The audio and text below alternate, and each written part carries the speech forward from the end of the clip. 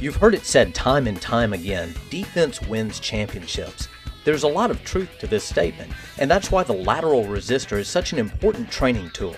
The product consists of two padded ankle cuffs connected by a flexible rubber tube.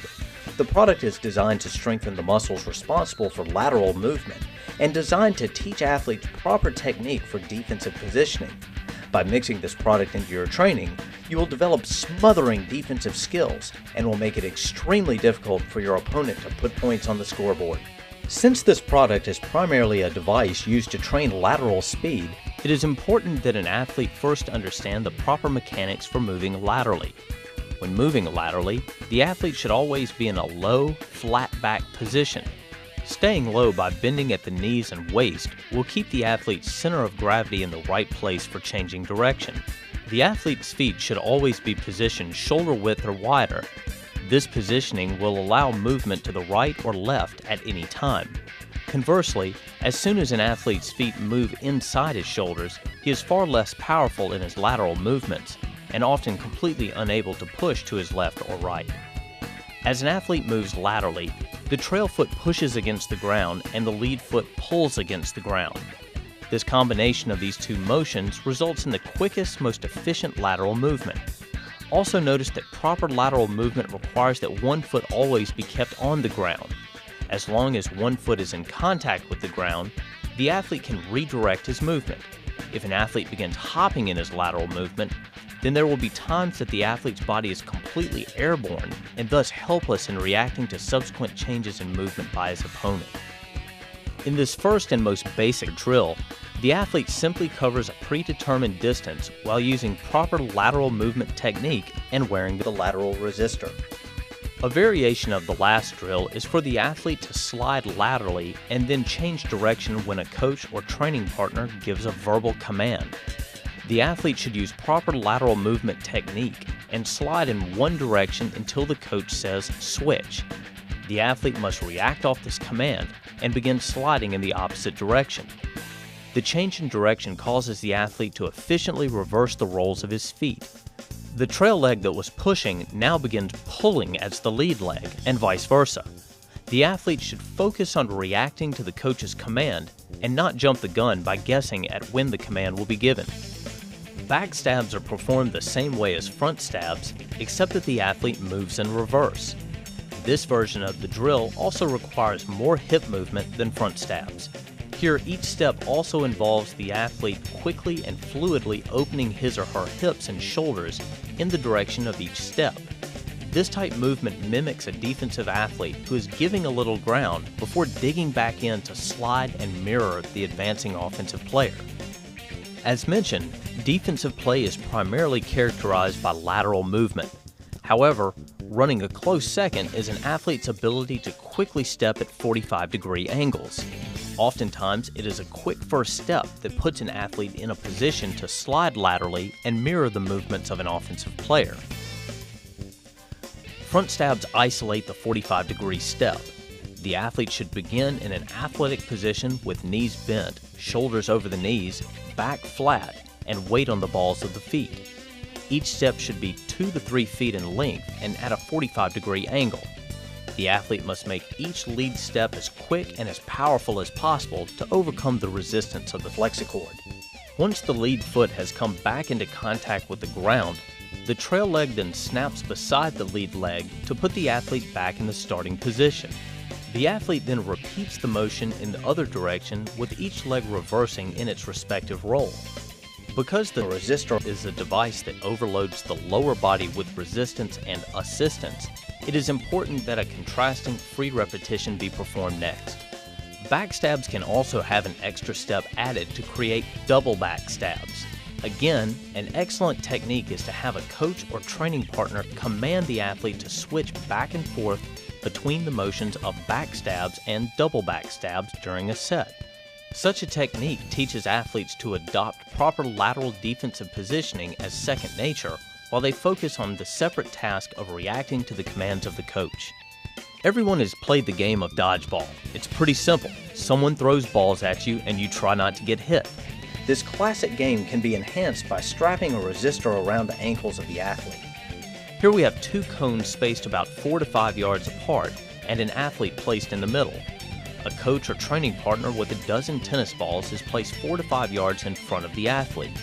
The coach initiates the drill by quickly throwing the tennis balls between the cones. The athlete may move between the two cones using only proper lateral movement technique.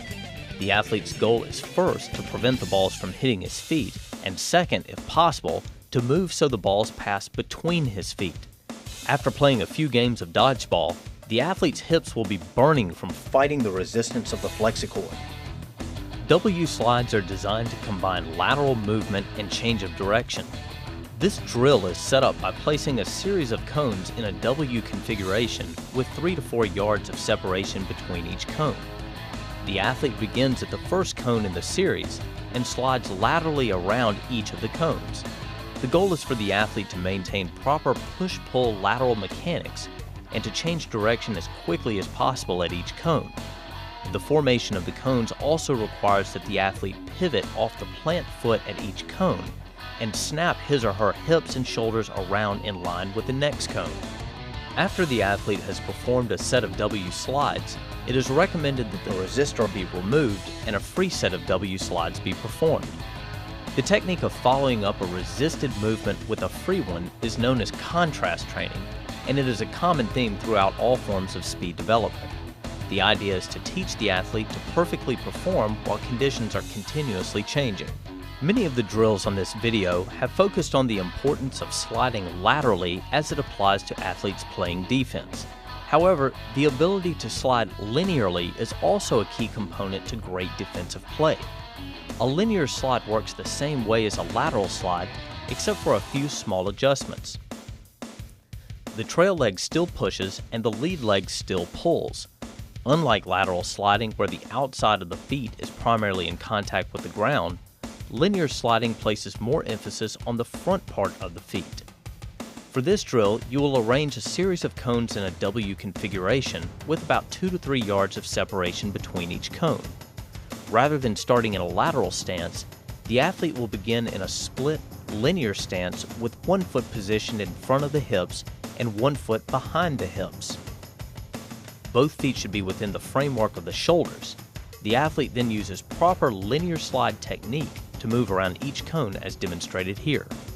Hopscotch is a fast, explosive drill that can be performed with a lateral resistor. This exercise targets rhythm, first step quickness, and hip strength.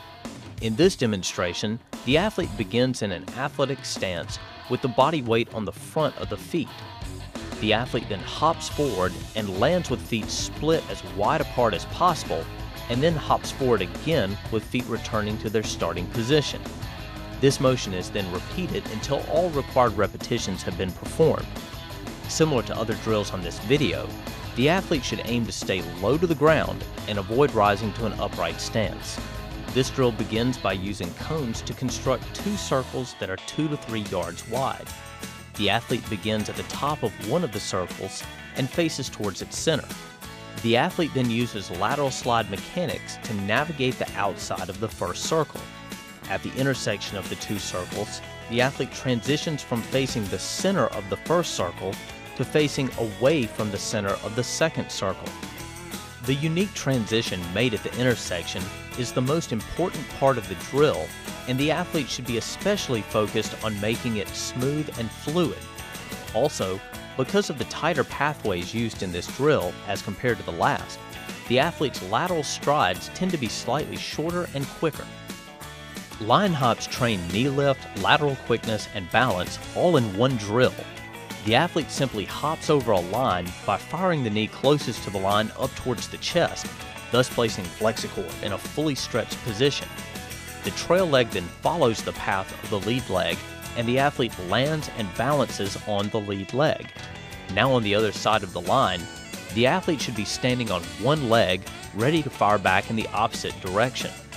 The athlete should focus on getting a maximum stretch between the ankles, the height of each hop, and sticking a perfectly balanced landing on each foot.